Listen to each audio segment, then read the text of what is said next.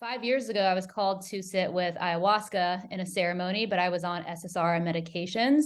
I was on Lexapro. I was on Adderall for about 6 years. And really this was because, my upbringing, having like a really challenging upbringing and just having a lot of unresolved trauma. And this was creating a lot of anxiety. It was creating like depression symptoms for me. And so fast forward to sit in ceremony with ayahuasca, you can't be on SSRI medication. So I took a deeper look at, my lifestyle habits. I took a deeper look at the areas that I desired to really change. And, through this, I realized, hey, medication really isn't for me.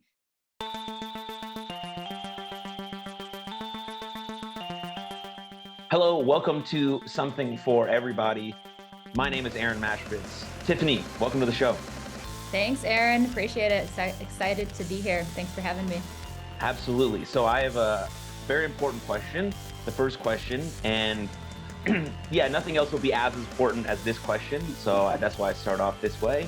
And so hopefully you feel like answering it honestly. But Tiffany, how are you doing? Like really, how are you doing? That's a great question. Thanks. I can feel like the meaning behind it. I'm doing very well. There's slight overwhelm that's here in the room. I was on vacation and kind of came back in and just had a bunch of things happening the last few days. So that's a little present. But with that, like in the same breath, I'm also very grounded, feeling really grateful and just feeling really good in my body. Yeah, I'm excited to also just be speaking about the things I love on this podcast with an awesome new friend. So yeah, doing great. Lovely. What a fantastic answer. Yeah. How about you? How am I? I feel very much the same way as you do, like most of the time. Yeah. Like I have a sense of overwhelm based on just like the things that I'm trying to accomplish. But also a sense of like deep peace because I know that I'm supposed to be doing this. Yeah. And then coming from an athlete background, such as yourself, it's always like this sort of drive, grind mentality. But then like that sort of like pushes you too far, and then you start to feel a bit overwhelmed, and then you're like, okay, how can I like draw it back a little bit, but then also still do the thing that I want to do, which is what I'm doing. And so it took me a bit to like figure out how to like that it was okay to feel two emotions at one time. Like you don't just have to feel one way and then like have that. And so it's interesting that you say that. Was that something similar for you with like having mutual emotions?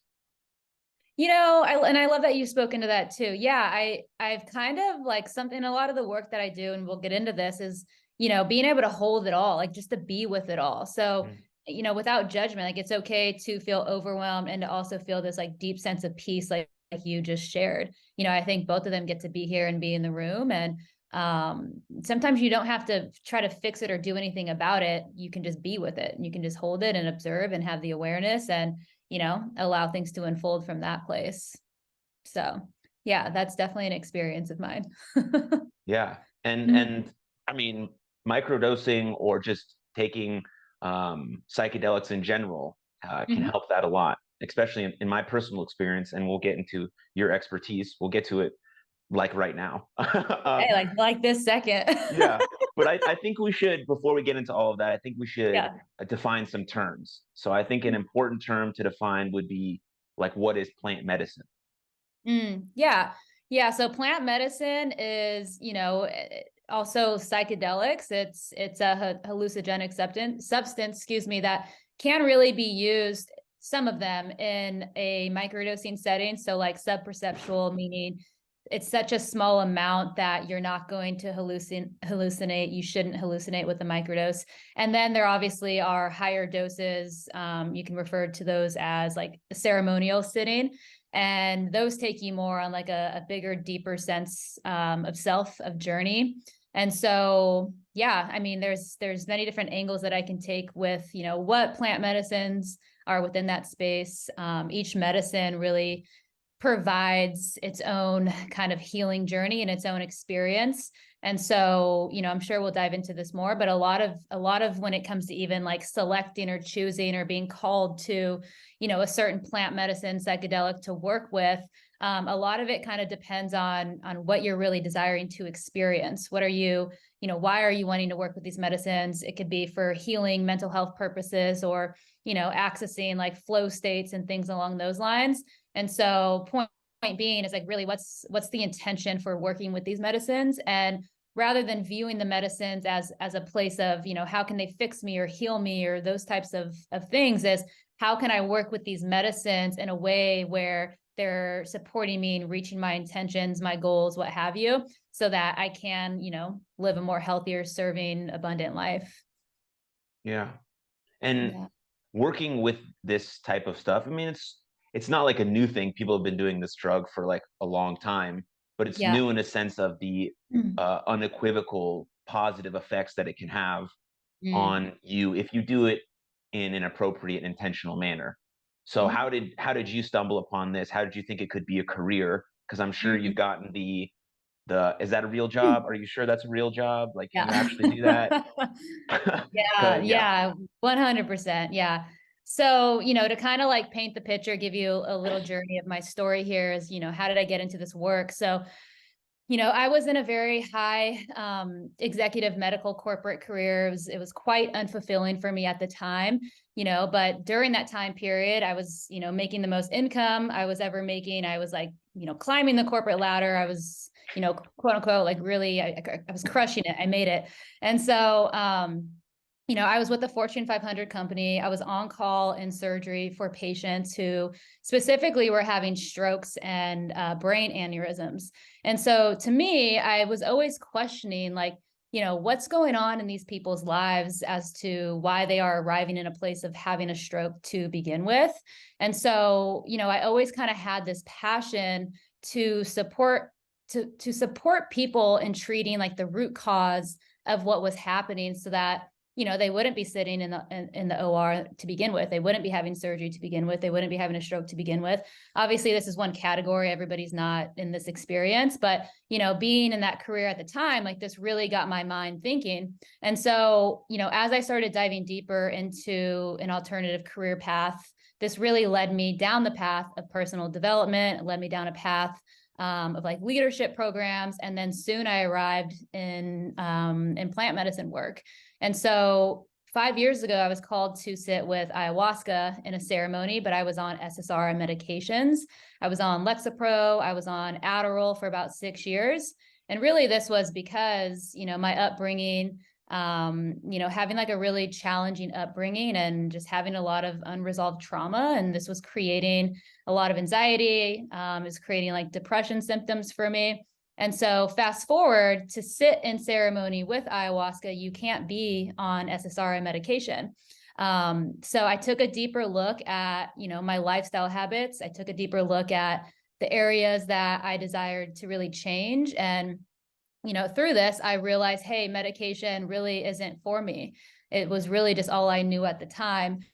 And so, fast forward from that place, I started just doing my own research about microdosing. I was hearing that microdosing, was really supportive and potentially getting off medication and things like that. And so I did it. And 2 months later, I was completely off. I was side effect free. And I was really just feeling the most in my body that I really had ever felt up until that point. And so as I continued to just dive, deeper into my own plant medicine work, microdosing just kept coming back to me. And it really became so clear that, I was to really begin to start sharing this healing work with other people. And so shortly after, I walked away from my medical career, and I started focusing on serving this work. And yeah, I've been serving this work for about 4 years now, and it's been really incredible. Is there a path to get trained? Like, is Mhm. there like because like you have sort of an intuition, a gut feeling about being drawn to this sort of work, Sure.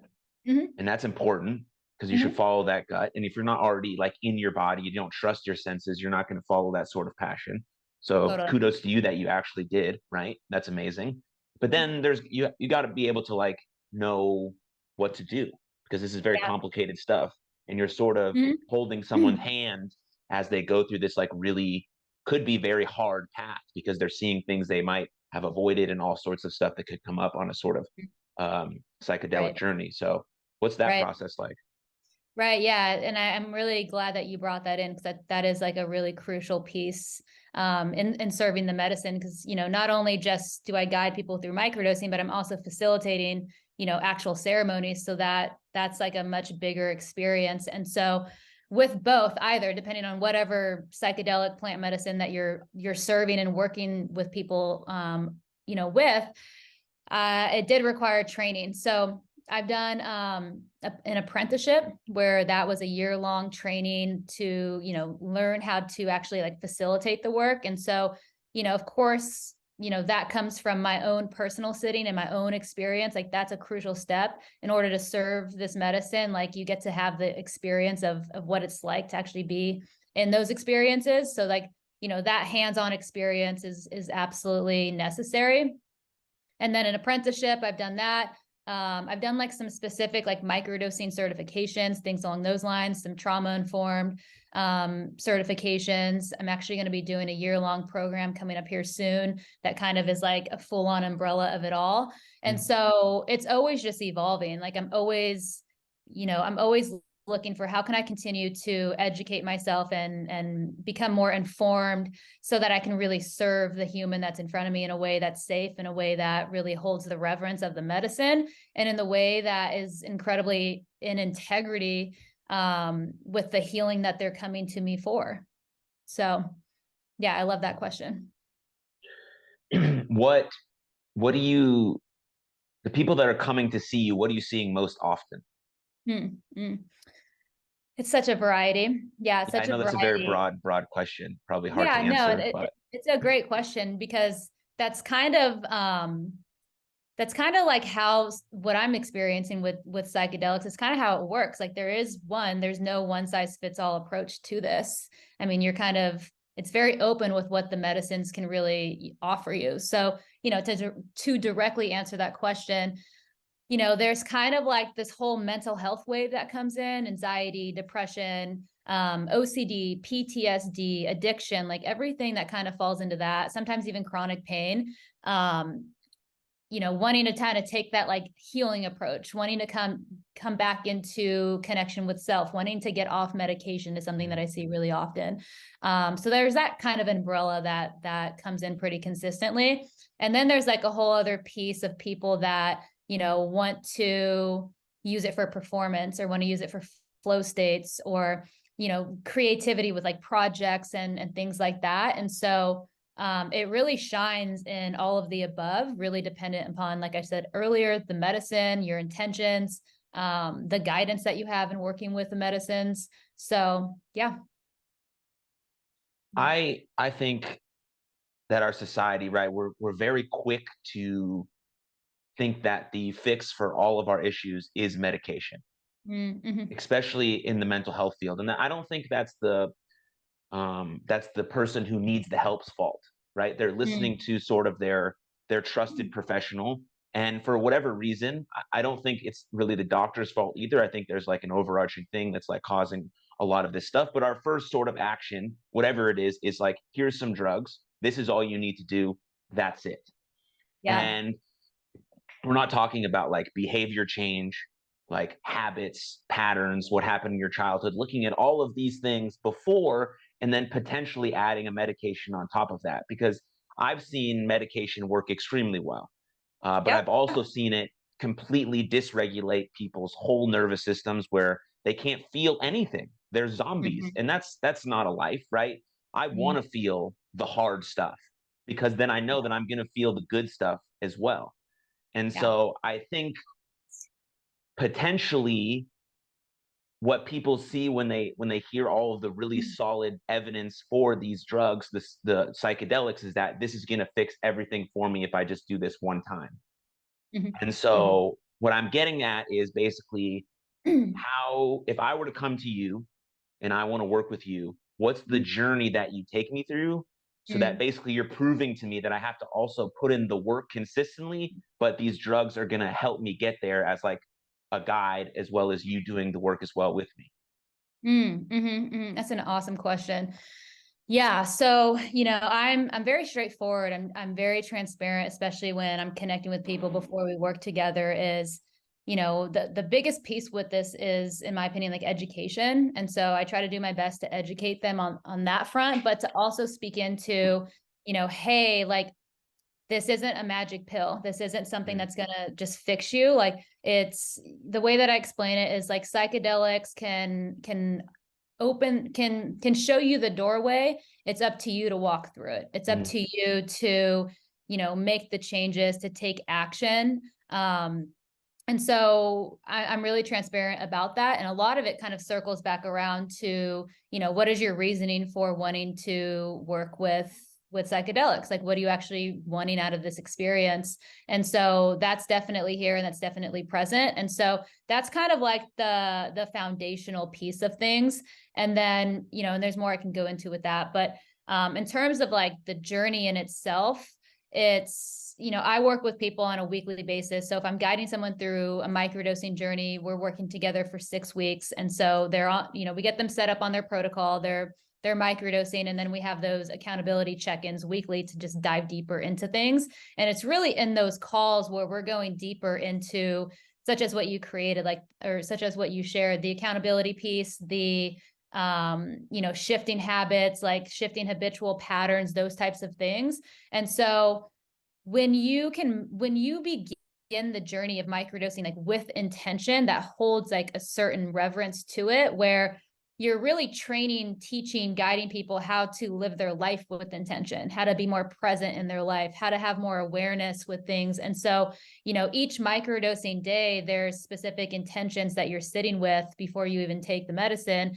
And I find that people actually end up doing that just every day in general. So it's creating these new healthier habits. And so it's not the medicine that's creating that, of course, it's the human. But if we're talking about psilocybin mushrooms with microdosing, there's so much research and data that's out there that has proven that, the science behind it is actually creating new neural pathways in your brain. It's opening up new neurogenesis, new neuroplasticity. And so what that means is it's allowing you to get out of that same thought loop pattern that you're in. Usually that shows with anxiety, addiction, like depression, where you're in that same experience. And it's not until you can start to view it differently with a new perspective that you're able to really shift things and move things. And so, in that experience, that's what's happening. And so you have me as the guide that's like helping you work with those windows of opportunities when they are presenting themselves. And then that's, anchoring you into, the new healthier patterns that are coming in, and so it's not only like, can you be with, the new healthier habits that are here? Because it's like, it can pop in and you're like, oh, this is great. This is awesome. I experienced it this way for a few days, but how can you hold that and actually integrate it into action, into embodied action throughout, the days, the weeks, the months, so that it really lands and sticks. And that's really the journey. Yeah. You're trying, like, I think the psilocybin or whatever type of drug you're using allows you to sort of zero in on the relevant information. Mm-hmm. And Mm-hmm. so if you're able to see it clearly, like when we're going through our day-to-day life, it's hard because we're in like this, we're just humans. It's hard. It's hard to, be Hard being a present. human. Right. It's hard to get present. It's hard to notice these things if you're not actively doing it, if you're not conscious of it. Right. And so being able to sort of zoom out, which you can on some of these drugs, then you can zero in on the relevant information and be like, this is it. This is the golden nugget. And then, like you're saying, especially with someone who's trained in it to teach you how to integrate it over a long period of time, now you're aiming to be that person that you saw that you could be when you didn't even realize you could be that person before, which is fucking incredible. Mm-hmm. Yeah, I mean, it really allows you to be super present with yourself and get out of your own way, and all the things that you've been, worried about and stressed about and anxious about. You really, something that I see that's really common is you start to really soften in those spaces and realize, wow, that actually isn't serving me, or I'm actually not anxious in the ways that I thought. I've just been so stuck and so set on this particular thing. So yeah, I see it all. It's pretty magic. Yeah. And it's not to say that like it's it's not like you're going to work with psychedelics, or, if we're staying on the topic of microdosing, it's not like you're going to microdose and you're like, I'm going to be so happy, I'm going to be so this. Like, yes, it usually plays out in a way that is, of course, positive, but it takes work. It requires your effort, requires your active participation. And, a lot of people will actually feel more emotional during microdosing. So specifically, like if you're on medication and, we're working towards tapering off of it, and you're microdosing, it's kind of like you're removing the negative, bringing in the positive, where, what once was numb in the body, which you kind of spoke into before with perhaps the medication, once you start to take that out and you bring in microdosing is allowing you to feel. So a lot of people will actually start to feel their emotions that they haven't been feeling in years. And that brings, layers of different emotions and layers of different things to process. So that's where, like, it does become a experience of effort. Right. And then I think that's where people get caught up in saying that it's like a bad trip, right? Yeah. Yeah. Or, if microdosing is not working for me, or, there's a variety of things, of common things that I hear. And, there's a lot that we can go into with that too. Yeah. Because I've done 3 mushroom trips. I did 3 grams each time that I did a journey. And the second one that I did was like very hard. It was like the first one Yeah. I did was like I was like out in nature. It was like sunshine and beautiful. I saw the trees were like breathing and everything was like magical. And I was like, oh man, this is awesome. I got way more present. I was able to like zoom out on my life, be like, oh, this is incredible. And then I took from that, like, oh, I should try and be more present in my life and see like the beauty in everything, especially like all the living things around me. Great.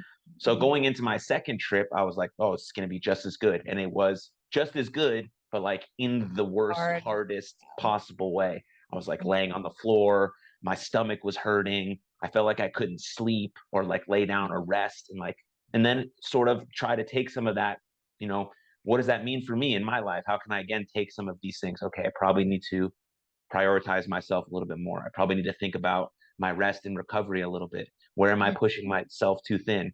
All of that stuff. Yeah. And then you try to integrate it. And that's of course very hard. It's always hard to integrate anything new into your life, but you do it consistently with some persistence and some grace for yourself. And then it starts to work. And now sleep, rest, and recovery are a huge part of my life. And I take pride in that, as well as the working hard stuff that I do during the day. I'm trying to work just as hard as when I lay down to sleep, so I can wake up energized and ready to go. So that's my Amazing. sort of take on like on a bad trip. I think it's just hard. It's just hard because we've been avoiding some of these things for so long, Yeah. and now we've just shoved it under the rug. And now the dragon is so big, it's trying to burn our fucking house down. And we're like, Yeah. this is like shit. I I see the know. dragon. The dragon is now in front of me because I am on these beautiful drugs. What am I meant to do? Well, the hero's journey is about fighting the dragon and getting scars and not getting knocked down and then coming back up and being like, yep, I'm still moving forward because I'm the hero of my own journey. And so that was a long-winded sort of statement, but hopefully you I caught love my it. drift. No, I love it. I love that you spoke into that, and thanks for sharing your experience. And the piece of like a hard trip or a hard journey, or however you want to view it, it is that, like, it is work. And you really spoke into it beautifully, because the hard part is, our control of like the fear and like wanting to hold on to just, the ways that we've been. And so in that, it's like, years and years and years of programming and childhood and all those types of things, that you've created certain beliefs, like deep habitual programming. And so to really unravel years and years and years of that, it's not going to happen like this, right? Like, you're going to grip on tight. It's going to be uncomfortable at times. But that's why I love the plant medicine work, because it can show you these new ways of stepping into these like new ways of being, such as what you experienced. And, from that point, you still don't have to make the change, but once it's revealed to you what's here and available and possible, something shifts within you of wanting that, because why else would you be sitting in a bigger experience like that if you didn't desire change in some kind of way? Exactly. Yeah. So, There's this yeah. guy who works out of the University of Toronto. His name's John Vervaeke. I don't know if you've ever heard of Mm. him, Mhm. but he did like a 50-part YouTube series on awakening from the meaning crisis. And Mm. one of the videos he talked about like altered states of consciousness and higher states of consciousness. And he basically says that these sorts of drugs work because they're what he calls disruptive strategies. And I Mm. thought that was quite cool because basically it's like you just said, right? It's designed to disrupt your normal ways of thinking. And Yeah. so then you're like, this feeling is more real than what has been real my whole life.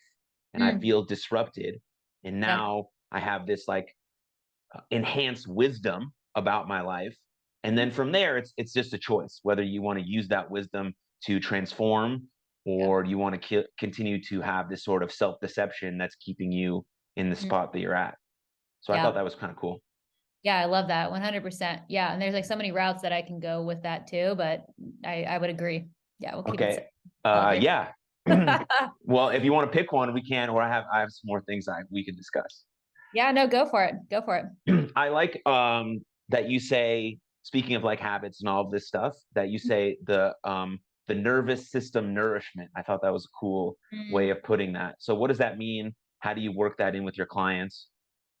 Yeah, yeah. So, a lot of the work that I do is like really focusing on like the intersections between physical and mental health and microdosing plant medicine. So, in other words, like what your current health state is to where you desire it to be, and we do this through intimate psychedelic work in combination with nervous system regulation. So, nervous system nourishment. And so what that means is, to me, like getting into the body, getting into regulating your nervous system. So going back to the question that you asked me of, who comes to you, why do they come to you, what are they looking for? The most common theme I see is like stress, something Mm. really stress related, anxiousness. And so to me, right away, it's like, okay, their system's really dysregulated. And so, a lot of the work that I do within that is helping people get more grounded, helping people get more in their bodies, because that's the foundational piece. And so, yes, that's like one piece, but the other is taking a full broad look at people's lifestyle habits and, simple things like foundational things, like how are you sleeping, how are you eating, are you drinking enough water, are you intaking supplements, are you getting out in nature, like the very, very basic things that we all should be doing. And so that actually, I kind of didn't answer that earlier in a question. I can't remember the question, but kind of like the guided journey that I take people on, like that is another like foundational piece that we go into, because if you're going to work with the medicine or any plant medicine in general, before you go to a substance outside of you, let's look within you. Like, how are your habits of just the basic things? And so, a lot of the times it's also teaching people like what to do with that, or teaching people like rituals and self practices and things along those lines that help them ground into their body. And so, yeah, there's a lot of different angles I can take with it, but the main thing is supporting people and nourishing their bodies with all of the above that I just shared, and then also creating just like new, healthier self ritual practices so that when they are in a state of fear, panic, anxiousness, what have you, they now have these new modalities and these new practices to really ground. Sometimes that looks like breath work. Sometimes that looks like nature. Sometimes that looks like you just like mind body awareness of just pausing, getting present, tuning into your body, like before you react and respond, which is really hard at times. It's like, how can I tune into my body and connect with what I'm actually experiencing right now? So often we're like reacting and responding from this place of just being affected by the experience versus really taking that time to nourish, connect, regulate our bodies, and ask the simple question of what am I experiencing right now? And then from that place, you can decide from a place of groundedness, and most likely you're not even reacting and responding in the ways that you once were before. Yeah. Mm-hmm. I love the foundational piece part because when I tell Mm-hmm. people like if you want to be the best version of yourself, think about four things: eating well, moving well, sleeping well, and thinking well. Four Yeah. things. That's it. And if you Yeah. can absolutely nail the basics every day over and over and over and over and over and over and over Mm-hmm. again, Yeah. majority of the time is going to be great. Of course, life is very unpredictable and has uncontrollable circumstances, and it'll beat you down, and it'll have all of these things that'll happen. Of course, those are Mhm. inevitable. Pain is inevitable. Mhm. Loss, death, all of that stuff, inevitable. But if Mhm. you, like you're talking about, like built this foundational piece where you have these healthy protocols that you can fall to no matter the situation, then of Mhm. course you're still going to be affected by these things. We want to be affected by bad stuff because we're human and we want to feel, but we can able to sort of pull ourselves out of that in a Mhm. more healthy manner. And Yep. so I think that's quite important. Do Mhm. you do you think that just the general population has a bad view of stress? Hmm. That's an interesting question. Yeah, I think like, and I can even like raise my hand for this at times, more so in the past than now, but viewing stress as like a negative, Mm, right? Like sometimes there's like a healthier stress that can come in, but I think overall, like this connotation of stress in our society has been like, overworked, over this, over that. Um, but I do believe that stress can come from a variety of things. You don't have to be overworked. You could just not be eating well, or your adrenals could be out of whack. I mean, there's so many different ways to approach that, but to simply answer it, kind of. Yeah, I'd say kind of. yeah, I'd say I'm with you on that. It's kind of sort of like a both and, Yeah. like yes, we have a sort of a bad view of stress, but also at the same time, we're like always stressed. So we just sort of Mhm. deal with it in this, like at the same time. So it's hard Yeah. because like, yeah, it's a question that's popped up while you were talking. So I'm sort of Yeah. workshopping it as we speak, but yeah. Yeah. And something was coming through and it like totally left. I don't, maybe it doesn't want to be spoken. But what was it? Mm, I can't, yeah, it's not coming to me. Um, yeah, maybe it'll come back. It was something to do Yeah. with stress, but it's not here anymore. Wasn't needed, but Yeah. yeah, because we know that like sometimes when we feel stressed, we're like sort of encouraged, let's say, to do the work that we need to do, like Yeah. procrastination, for example. Yeah. But then it becomes like chronic stress, and we're just feeling it all day, all the time, and then we get exhausted, and then we get sick, and then we're wondering why. And so Yeah. it's Yeah. sort of figuring out that fine line of like, okay, this is the good stress. Like I'm in this like challenge Mhm. skill sort of ratio balance here. Yeah. And then when I push it right here, okay, that's when I sort of need to pull back a little bit. That's very Yeah. hard to gauge. You Right. know, Right. I had trouble with that, especially as an athlete for a long time. Maybe you did as well. Mhm. Yeah, yeah. It's almost like the question that comes through with all this is what is your relationship with stress? And how do you Mm, handle stress when it's here? Right? It's like we can view stress and handle stress when it's here, and we can outreach for things that are unhealthy. We can binge eat, we can, I don't know, just do unhealthy things. But you also can, you can, like, I know for me, if I'm feeling anxious or stressed, like my practice is I go out in nature, or I pause and breathe, or I do some type of meditation to like ground and down regulate. And so not everybody knows to do that, but that has been my relationship with stress, and how to work with it. But you can also use it and like streamline that energy, because really stress is just like a continuation of like a shit ton of energy in your body, just like circulating and circulating and circulating. And where do you want to direct focus that? Do you want to mm. direct focus it towards something that is unhealthy, or do you want to direct focus it towards something that can really create something powerful for you? And I You- think to your point too, like as an athlete, like I don't think at the time when I was playing college basketball, like I didn't really even tune into the difference. I just viewed it as like get shit done, overwork, go go go. And obviously that has a huge impact on your body yeah, and your mind. it's Hmm. 100% on your mind. Yeah.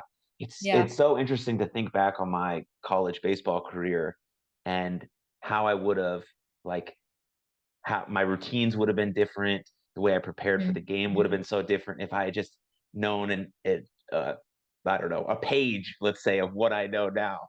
You I know what I know. mean? It's like, It's crazy. Breath work and yoga and like oh, all the things. I know. I know. man. If I had just taken like 3 deep breaths before I went to the plate, I'd been like, wow, I feel like amazing. This is awesome. Yeah. You know, When I'm good all thing like tight and stressed and I'm like, "Dad, just throw it." I have to hit. I have to hit. Oh my god. Oh my god. You know, it's like, Yeah. but good thing I know it now, so I can teach it to the people that I work with. Right. That's all. It's all part of the journey. So I was Exactly. going to ask you about your own personal sort of meditation practice. Is that something you do regularly? How did you develop that?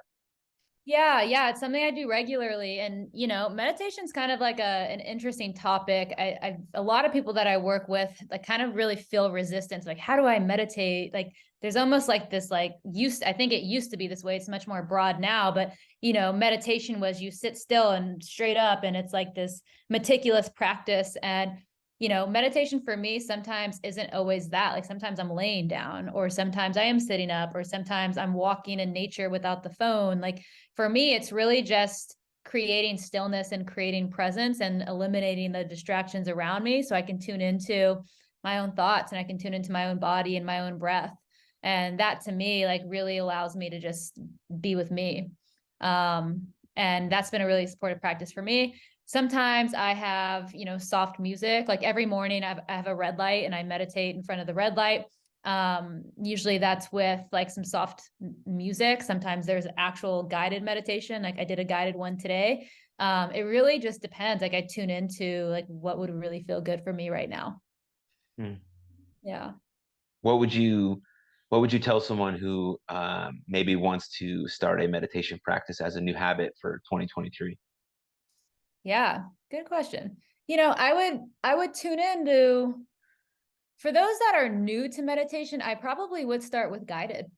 Yeah. Insight timer. I have this like light orb happening behind me. It's awesome. You look like an It's angel. I'm like an angel right now. Yeah. Meditation angel coming at you. I would start with probably a guided meditation. Insight timer, it's free, it's amazing. You can kind of just go through and play with a variety of different topics. I think that's a good place to start. Especially if you have like a really busy mind. That to me has like supported me of like the guidance of getting me out of my own mind and way. If you're someone who's like, hey, I just kind of want to be with just me, I suggest like if the weather is up for it, go out in nature, just barefoot on the grass and just sit there with your eyes closed and just follow your breath, follow the inhale, follow the exhale. And whenever thoughts come in, just really be aware of your breath and how your breath feels when it's traveling in your nostrils and when it's traveling down your throat. Like simplicity things to help you just kind of be with you versus the noises, connect with like the wind or the trees or the birds, things like that. I found to be like really supportive with people that are new to meditation too. Beautiful.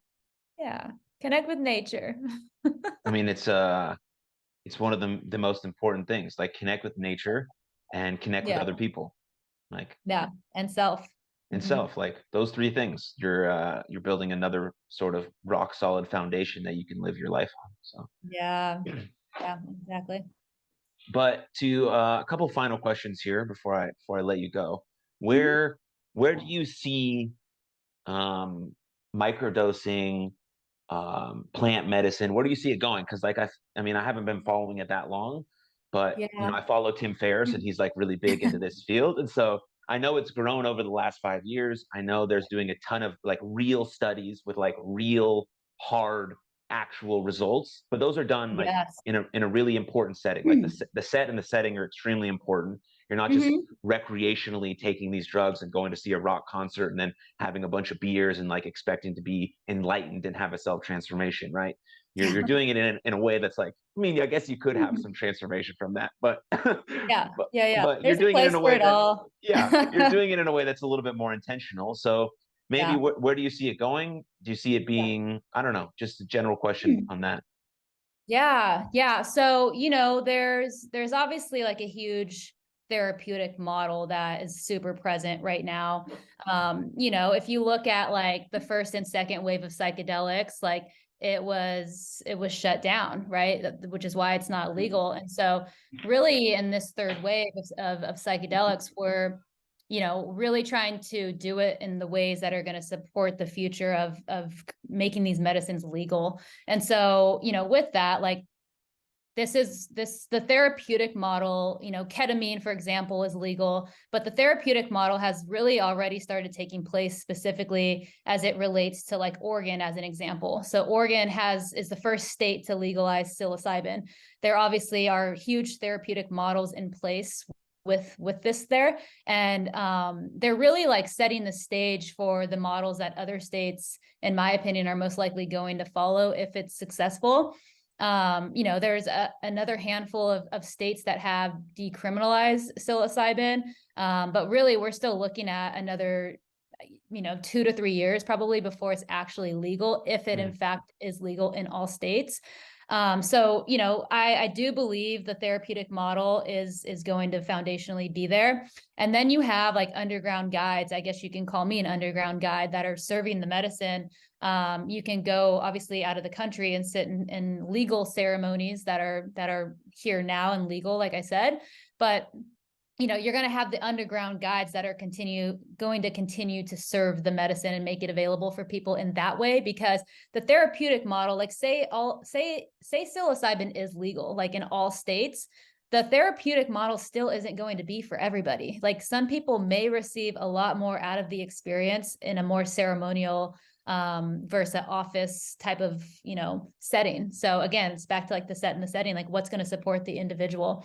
And then lastly, like obviously big pharma has their hands all over it. I'm very familiar with that world. I lived it for way too long. But with that, I personally do believe that psychedelics, specifically microdosing psilocybin, are going to replace our healthcare model and be an alternative treatment for SSR medication. Like I absolutely can see a space where microdosing is replacing medication. Yeah. Yeah. I mean, they'll put a big fight up for it, but I could totally see that coming in. Sure. Yeah. Well, the more healthy, fulfilled, and present people that we can have in this world, the better it is for all of us. So I'm with it. I'm a proponent of it myself. Maybe not as big as Tim Ferriss, at least not financially, but we'll get there. But speaking of Tim Ferriss, I'm stealing a question from him to end this episode. If you, Tiffany, were to put up a billboard and millions of people were to see that billboard every single day, what would you put on it? Interesting. To put you on the spot. I know. An interesting question. What would I put on the billboard? I almost like what's coming through right now is like, I would probably have a close up of like, you said I would be on the billboard? You could put anything, words, anything? writing, a saying. I was gonna say like someone's eyes that are just very like alive and vibrant, and someone's smile. I don't know, something about that was just coming through as like a way to like connect and bring in like, I don't know, love, joy, and like this sense of inner peace and freedom is what comes through. And I don't know, something's coming in around just like the connection that brings, like when you can connect with a human eye to eye, what that can really like open up in terms of just this sense of healing. Yeah, that's what wants to be here. Fantastic. Well, that's what's going on the billboard. I was like, I might put a cheeseburger up there. Like, I was like, do I want to put food on there? Like, do I want to put a plant medicine on there? And I was like, no, I'm just going to put some eyes. Yeah. Love, connection, inner peace, freedom. Sounds like a beautiful billboard.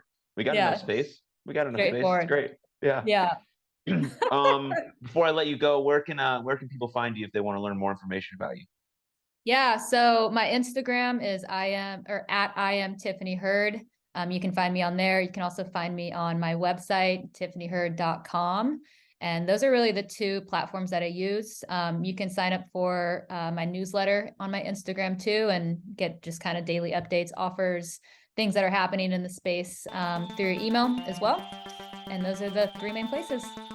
Wonderful. All that'll be linked in the show notes. So thank you very much, Tiffany, for joining me. I really like this conversation. Yes, likewise. Thank you so much. I loved it as well. I appreciate you having me. Absolutely. What's up, everybody? Thank you for tuning in to that episode. If you enjoyed it, click here for another full-length episode of the podcast. And please don't forget to subscribe. But most importantly, Please take good care of yourselves and others, and I'll see you next time. Lots of love.